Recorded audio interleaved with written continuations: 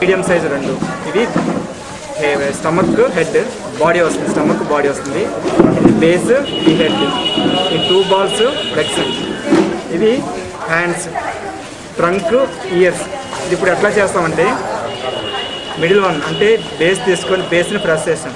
1 2 3 times press చేసి స్టమక్ని middle కాకుండా కొంచెం బ్యాక్ పెట్టి మూవ్ చేస్తాం. మూవ్ చేసి ఈ బ్యాక్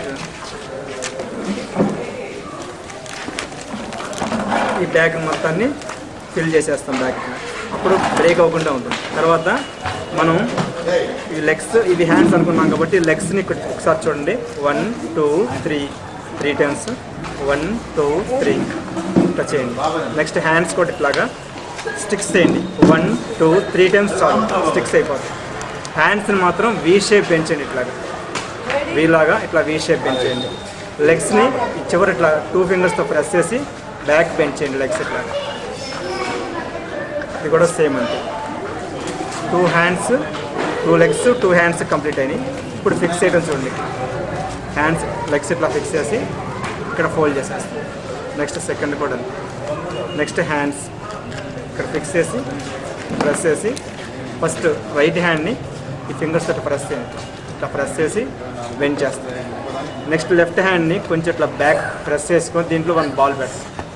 2 hands కంప్లీట్ అయింది.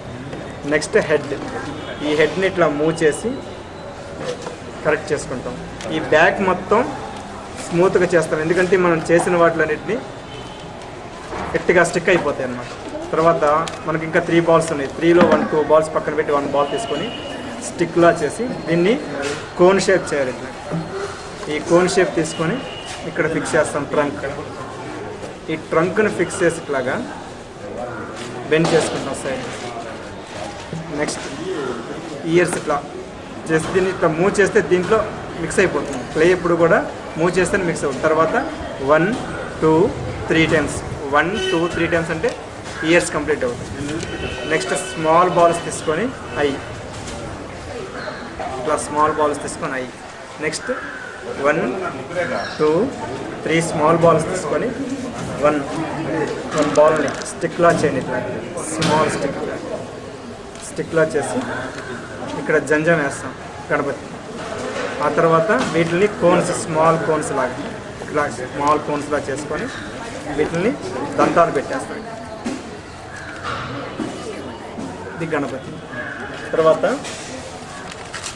ఇక్కడ మనం ఎట్లాంటి టూల్స్ యూజ్ చేయలేదు.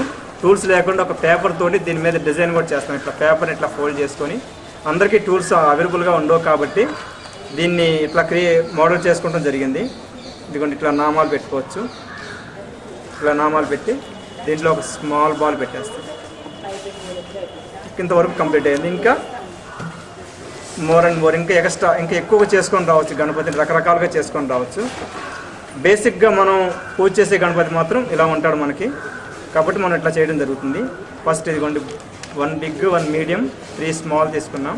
ఫస్ట్ బిగ్ని ప్రెస్ చేసుకుని ఇట్లాగా, నెక్స్ట్ స్మాల్ లైట్గా ప్రెస్ చేసి దాని మీద స్మాల్ బాల్ పెట్టేస్తాం. దీన్ని తీసుకొచ్చి ఇక్కడ జాయిన్ చేస్తాం కిరీటం. తర్వాత ఒక బాల్ని ఇక్కడ ఫిక్స్ చేసి దీంట్లో ఒక డైమండ్ లాగా ఒక బాల్ని ఇక్కడ ఫిక్స్ చేస్తాం. కంప్లీట్ అయిపోతుంది.